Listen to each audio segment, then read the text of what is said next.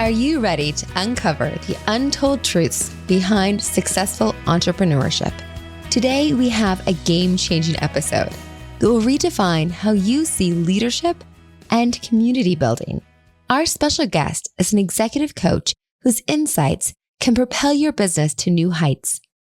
Are you ready to move from a chief everything officer to a true CEO? Have you ever wondered how to combat burnout in this hustle-driven culture? It doesn't feel easy, does it?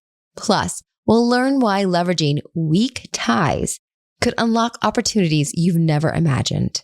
Buckle up. This episode is packed with strategies, personal stories, and actionable steps that will transform your entrepreneurial journey. Welcome to Authenticity Amplified, your resource for attracting and connecting to your ideal client.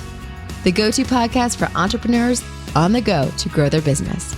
I'm your host, Shawna Rodrigues, podcast strategist and the founder of the Solopreneur Sisterhood. I'm here to bring community to the entrepreneurial journey and learn alongside you as we tap into knowledge and insights from experts to help you grow your business. I know how much effort you put into your business, and this is useful and practical information coming straight to you wherever you are, whenever you have the time to listen. Let me tell you my favorite things about Lisa. She's an executive coach who's reached mastery level certification as a coach. Very nice. But she's also an advocate for professionalizing the industry and is a coach for other coaches as part of that. She uses the term underfulfilled overachiever, which I love, and we are going to talk more about. And third, she's huge on community and she loves working with entrepreneurs. So I'm excited to hear a bit more about her journey and hear her thoughts on how you as an entrepreneur can do more to create community, connect with your clients without getting lost in overachievement mode. Thank you so much for being here today, Lisa. Thanks for having me, Shawna. I'm so excited for our conversation. I can nerd out for hours on this. I know. I love it. I love it that you're so connected to working with entrepreneurs because that's definitely who we have in our audience and who will be able to gain from your wisdom. The first thing we do is an opening question to get to know you just a little bit. So have you ever taken a personality, skills, astrology, or some other type of test and if so, has it resonated with you and why or why not? You mean like this week or this month? Ever. So we might narrow that for you, right? So now, okay. So I've taken this week. so many. So which one has stuck out to you as the most helpful then? Oh, all of them. Well, I have to say off the bat, the first assessment I can ever remember taking is my astrology, my sign, which I suppose isn't really an assessment. It's more a label. I'm a Virgo. And I am very much a Virgo. Ooh. So that means I'm type A. I like to have things a certain way. I like to be organized. I am ambitious. I like to achieve. I'm typically competitive. I have a lot of personality, like very, very Virgo. I'm also married to a Virgo.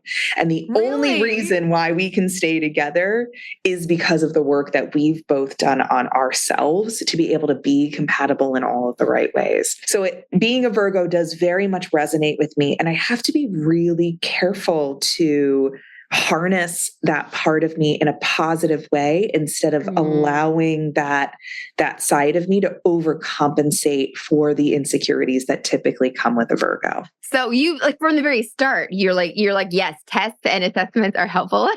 Very much. And you could use them to see what areas to work on and how to work on them. Yes. Yes. I like that. I love it. We'll start at the base. We'll start with your sign. I love it. That's kind of a nice way to see things. I love it. So the other thing that we also start with is wisdom worth sharing. So what's some wisdom you've heard that you found is most valuable in your life and career that you've applied?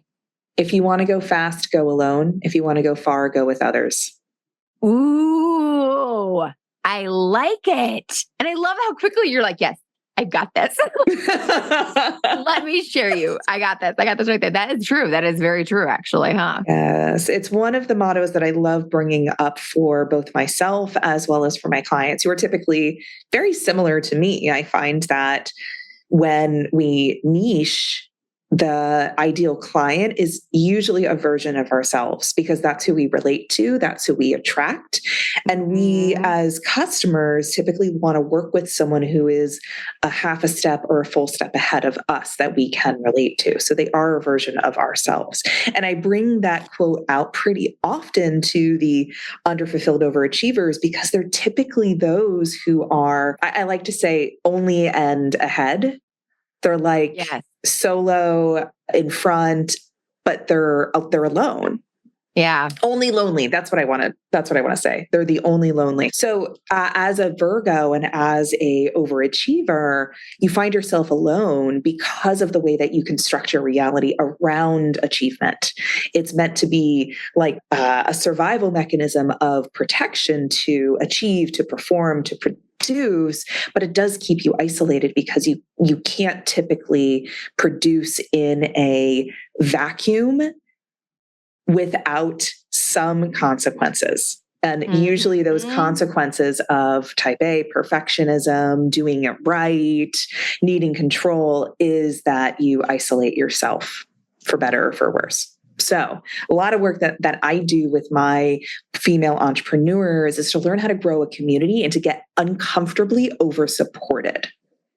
Ooh, uncomfortably over-supported. You're full of good sound bites. I love it. Thank you.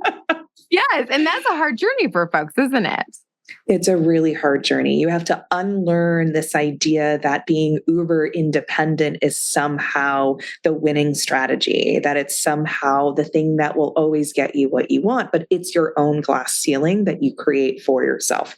And we all have them. So to put it simply, we're all wearing some sort of survival or coping mechanism.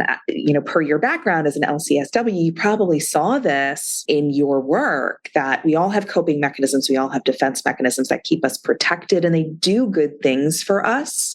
A overachievement Virgo type survival mechanism creates your own glass ceiling for yourself. It's inherently limiting to a certain extent, even if you can excel.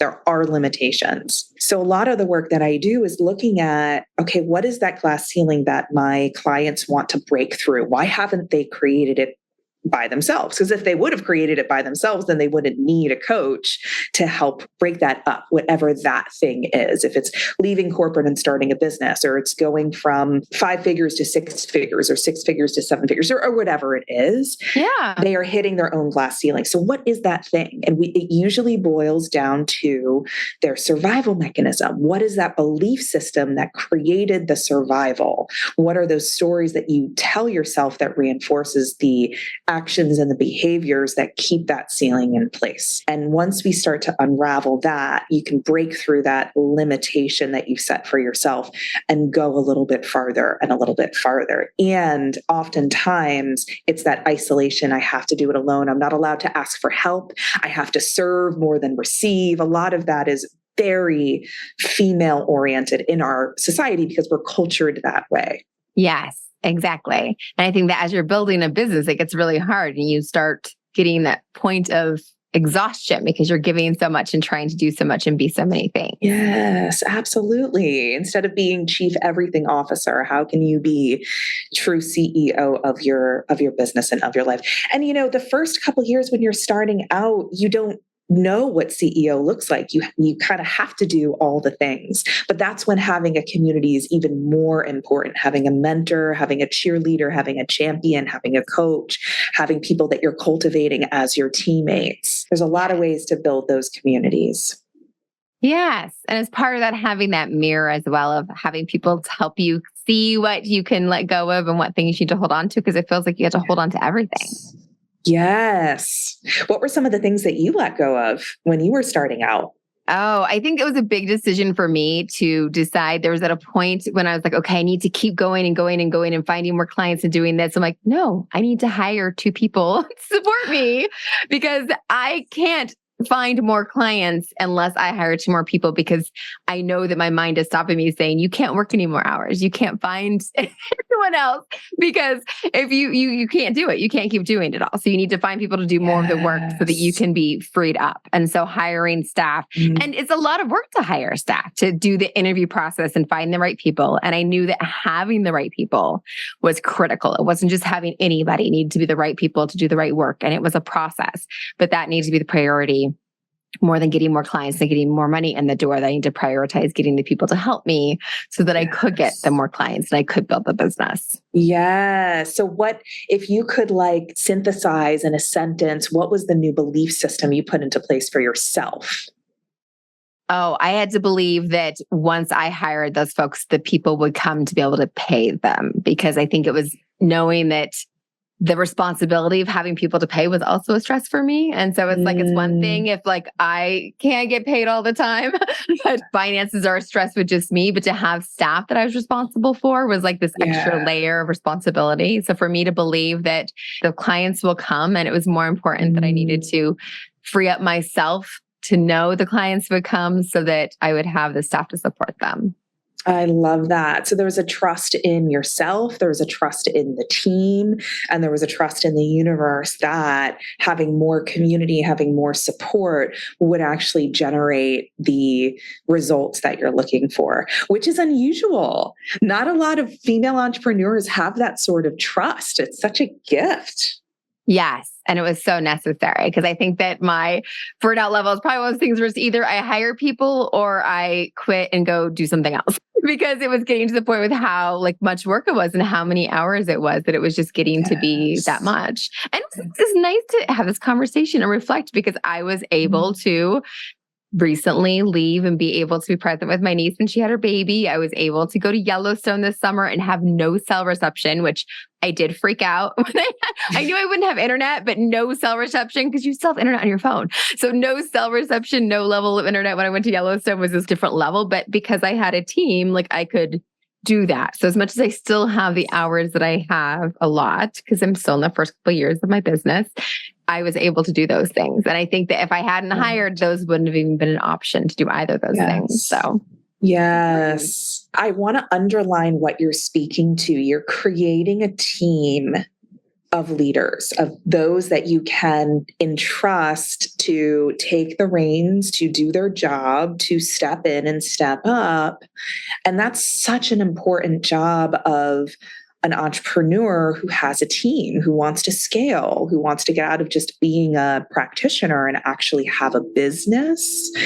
Oftentimes, we don't see those around us as other leaders. We see them as our employees, or, you know, the people that we're bringing in to do a very specific job. But leaders' responsibility is to create more leaders, not to create followers. To have those on our team that we can cultivate to be leaders as well is super important. And that's something that I really had to learn in my career trajectory. In fact, one of the reasons that I became a coach was because I was hired to run a recruiting department in Manhattan. Most of the staff, the recruiters, were older than me. And I was operating as a micromanager. I was managing them like I was a producer.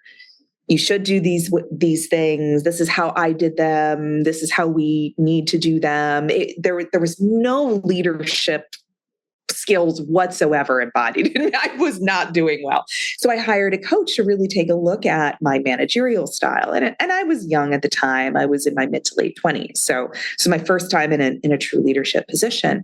And what I found was that I had a mentality still of a producer. I was not creating other leaders. I was not trusting them and their wisdom. I wasn't getting curious. I wasn't looking at, what does success look like for that person, for their role, for this department, and asking them, what does it take for you to create that success? It was so eye-opening to have this sort of conversation of who was I being as a leader, not just what was I doing and what was I saying and what were the results, but who was I being? What were the belief systems that I had in place? And I was not creating other leaders. Yes, even with me, because I've written and I write on the side. And so for me, the words, so it was like, I didn't hire a VA. I know a lot of people hire a VA. I offered an operations manager.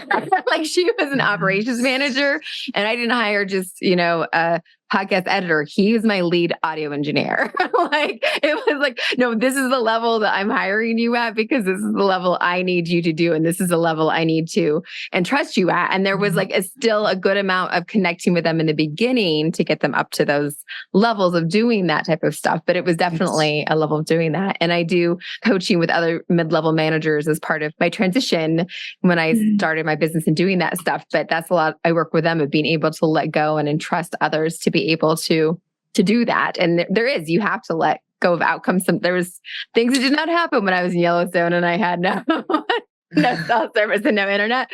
And you just had to let go of those things because there's only, so much you can do. But it is an important part of making that. And I'm glad we had this conversation because I work a lot of hours still, but I went to Yellowstone and had no internet and the world didn't end. So yes, that's so beautiful. What a perfect encapsulation of some of the power of coaching, like reflecting on, okay, what's working, what's not working. Rarely do we pause and go, okay, how was my week? What were my goals? What did I accomplish? What didn't get done? What are the gaps? What are the things that I'm working on? What are the skill sets that I was able to develop? What went well that I didn't actually acknowledge? Yes. And as women, we don't usually do that. Men are much better at it. And again, that's a cultural conditioning. So for every single coaching session, I actually end on, okay, what was your key takeaway? And what can we acknowledge or celebrate today?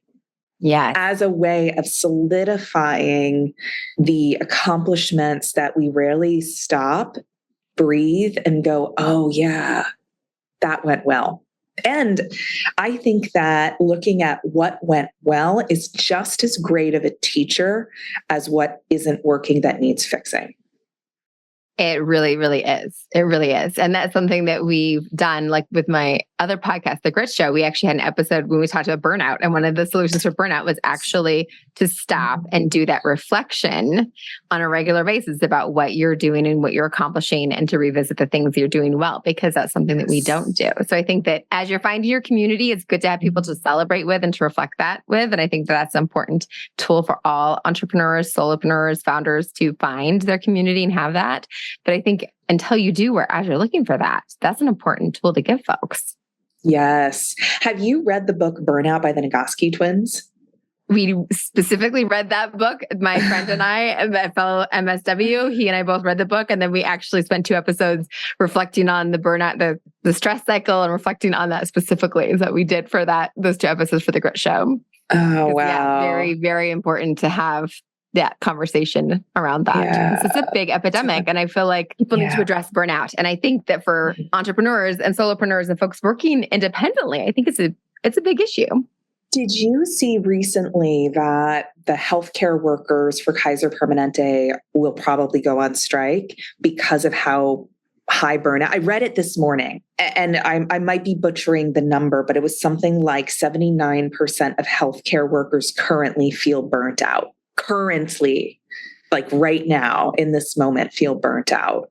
And you're right. It is absolutely a crisis. I think across the board, there are so many people feeling that way, but especially service workers and caregivers, I think, feel the brunt of burnout at any point in time. And of course, COVID and the Great Resignation exacerbated burnout everywhere. It's something embedded in our culture that we celebrate overwhelm and burnout and busyness like it's a trophy. Like this is the thing that we should be doing. You work harder than everyone else. You do more things. You're more visible. You're more, et cetera, et cetera. And then we think that there's a trophy at the end of that race. And there is no trophy. The only trophy is more busyness. Instead of really looking at, okay, well, what's important to me? What's my priority here? If my intention in life is to be successful, how would I define success? And I don't know about you, I'd love to hear your answer to that question. But when I really looked at success, it was having peace and joy. And it had me think, like, why was I burning myself out in this marathon to be successful, when actually what success was for me is having peace and joy, and then being able to provide that to others.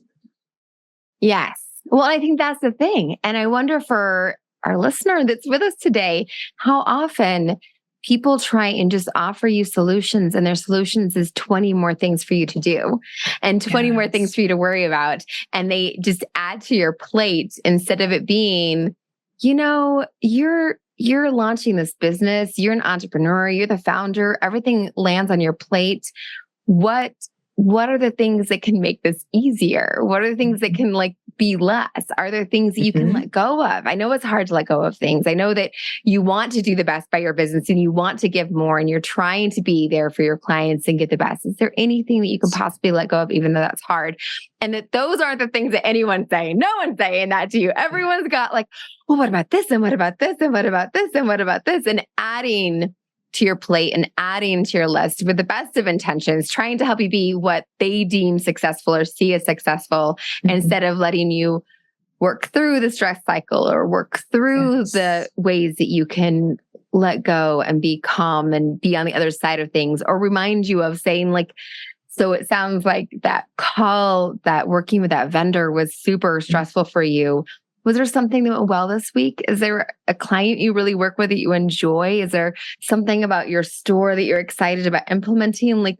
Tell me again why you started this, because I know you were so excited when you first began this journey. Yeah. And those aren't the questions you get asked and reminded of. And those are the things that kind of bring you back. And I wish that there was more space for that and room for those nourishing things, instead of just everyone you're stressed about the bills this month, so let me give you 500 more things you could do to help make it better.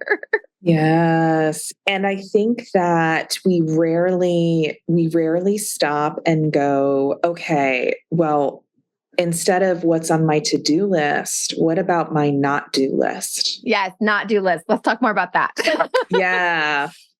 I'm all about simplification. I am all about what is the thing that we need to actually remove from the space? Because you can't, from a belief and neurological standpoint, we can't actually put in a new thought pattern, a new belief system, until we take the other belief system out. And it's the same thing with our life. If we're trying to create a new client, but we're so busy we don't even have room for consultations, you actually have to remove something from that space. When coaches first start out, I always recommend looking at, okay, what does a full practice look like? Let's say it was 10 one-on-one clients. Great.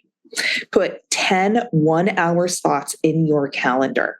And for those 10 hours every single week, your job is to fill every one of those spots with a consultation and with a client. And only then can you take off those hours from your calendar, because they're then filled with clients. So you have to actually put it into the space and take something out. I often recommend, don't work on your website. Don't look at yet another newsletter or, the copy that you're going to write, blah, blah, blah. Go out and actually talk to people. Your priority is to go out and talk to people, because that's what you love as a coach. Now I'm talking about coaching specifically as an industry. That's our jobs. I have it. That's why we become coaches, because we like to talk to people. We like to communicate. We like to be in relationship. It's much easier to hide behind a website, a newsletter, social media. You're working on your TikTok video than it is to go out and actually talk to people. But I think simplicity is so key, and having someone there to reflect and to look at, okay, well, what are you doing in your business that is a revenue generating activity, and what isn't a revenue generating activity? Then what's the diagram of what you love to do? And I love to put those two things together. What do you love and what generates specifically clients and revenue? Yes. No, I love that. I love that thing in the middle. And to put that time aside, I think is a brilliant thing, because a lot of this conversation and authenticity amplified is to make you the most of who you are, and then to attract your clients through that and bring them to you and create that community and create that connection. And I think those are the ways to do that, and to reserve that time for your client and your community, and to have that priority, and to like muscle out the annoying call with a vendor and the annoying dealing with a website and the other things to like keep that time sacred, I think is a beautiful idea. I love that. Ooh, that's a great word, sacred. That's exactly what you're here for. And it's so easy for all the things. Our world is so full of those things that want to just come and elbow all of that out.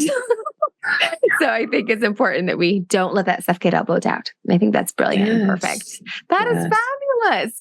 So are there any other, because I know that you have, your top secrets of having a referral-based waitlisted 6-figure coaching business. Is there any other secrets that you want to kind of add in that we can add to our conversation? Oh, I got so many. I think that, looking at keeping things simple, remembering to get uncomfortably over-supported, meaning, who are your mentors? Who are you speaking to in your community? Who are the mayors in your community that you have yet to tap into? And I'm not talking about selling to your friends and family. I'm merely talking about getting people on your team, like who's in your village, so to speak. Who are the people that are really on board? Sometimes you have to go out and grow it.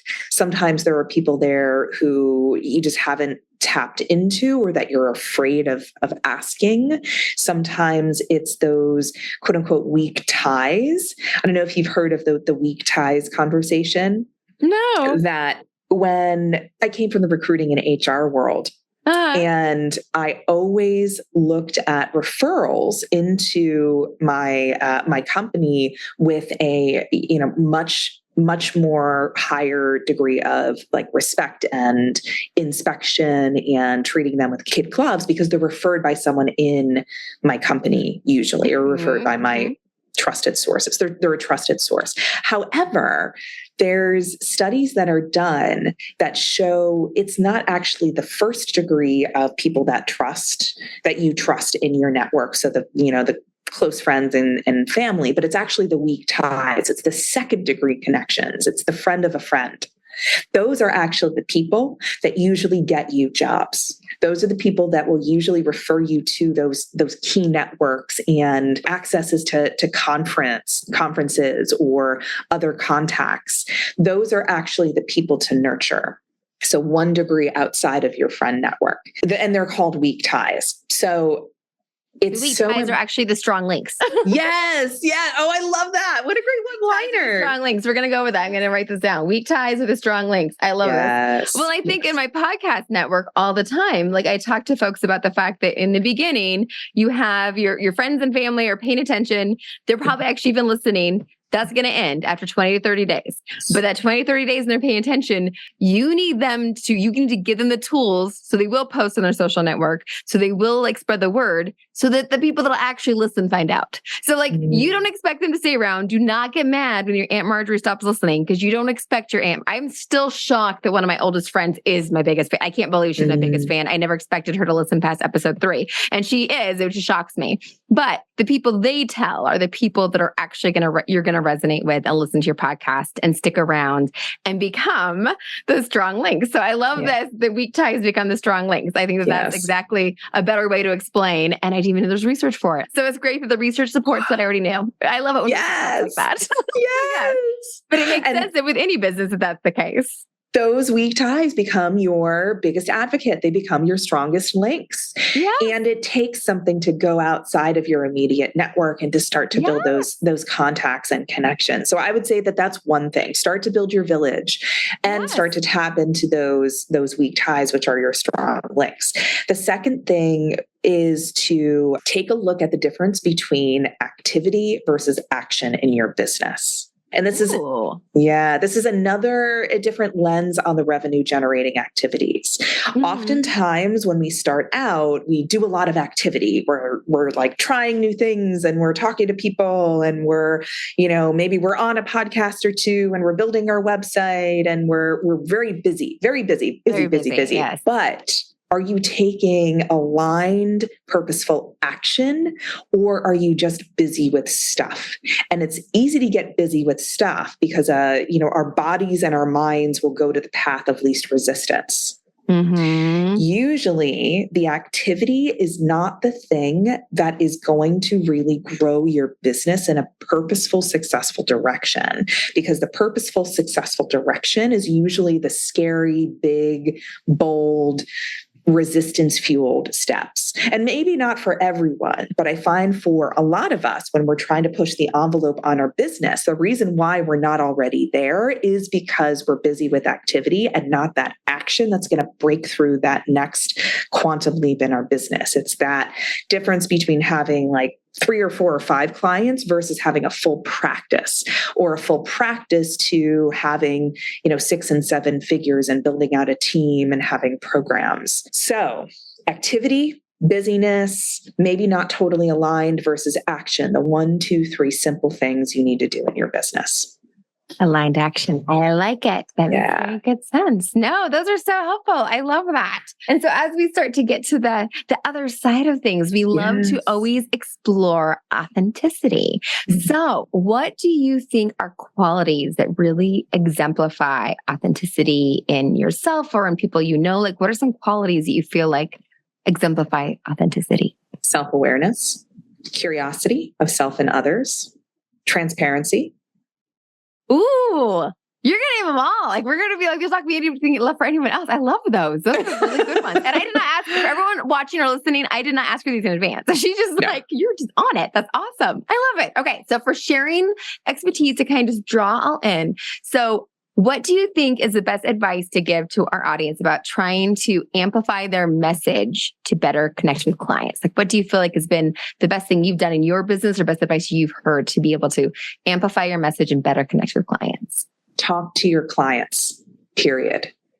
Create a list of questions, get curious, and talk to the people who are your dream clients. Even if they aren't your clients, the people that you would love to work with. Create a questionnaire and say, Shawna, I'd love 15 minutes of your time to have a virtual connection. I got some questions for you. I'm looking to amplify my voice. And I would ask questions like, what are your biggest problems? What are your biggest hopes and dreams? If you could wave a magic wand, what might be the 3 or 5 biggest breakthroughs that you'd want on the planet? And I would develop language based on what you say, based on what my audience, my ideal clients would say. I would start to form marketing that speaks to those things. It speaks to solving those problems. It speaks to the pain points, and it speaks to the feelings on the other side, not just of the pain and, oh, I have a solution, but actually serving you. What are some things that I can bring? I created the energy audit, time and energy management mastery, as a way to serve these clients, because I found that so many of my female entrepreneurs are getting to this place where they're experiencing burnout. And the audit allows you to simply go through and select one of the 10 different most common themes of burnout.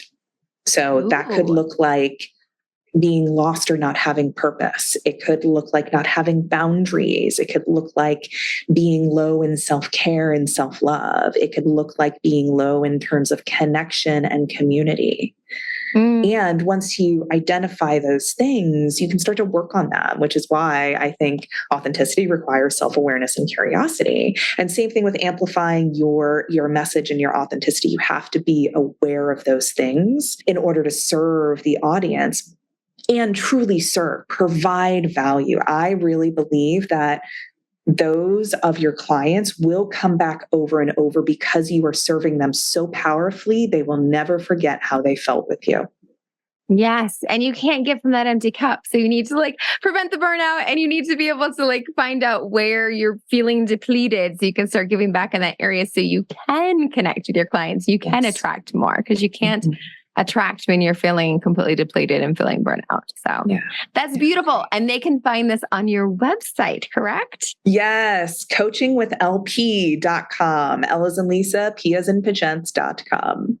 Perfect. And we will have that in the show notes as well as a more detailed bio, since we just gave you our favorite things and 3 favorite things about you. Thank you so much. This has been such a valuable conversation. And I really feel like our folks listening are going to grow from it and value it immensely. So thank you for being here today, Lisa. Thank you, Shawna. This was lovely. I'd love to come back and continue the conversation. You're doing amazing things on such a mission to amplify voices everywhere. So thank you for what you do. Yes, we need more voices that people can connect with and have that community. Thank you. Yeah, thank you. Isn't there so much for us to learn on this entrepreneurial journey? Thanks for spending time with me here on the Authenticity Amplified podcast. It is a joy to grow together with you. If you're interested in learning more about the subscription on Apple Podcasts, so that you can get up close with our guests and gain additional insights and wisdom, as well as get your episodes 2 days earlier, be sure to head over to Apple Podcasts. Subscribing is also a fabulous way to support this podcast so we can keep producing this valuable content. Don't forget to pass this along to someone you know who could benefit from one of the many nuggets of wisdom and value you gained from this conversation today. Until next time, remember, just because you are a solopreneur doesn't mean you have to do this alone. Keep being authentic to who you are, what you bring to the table and to this work, and the impact you will surely make. Until next time.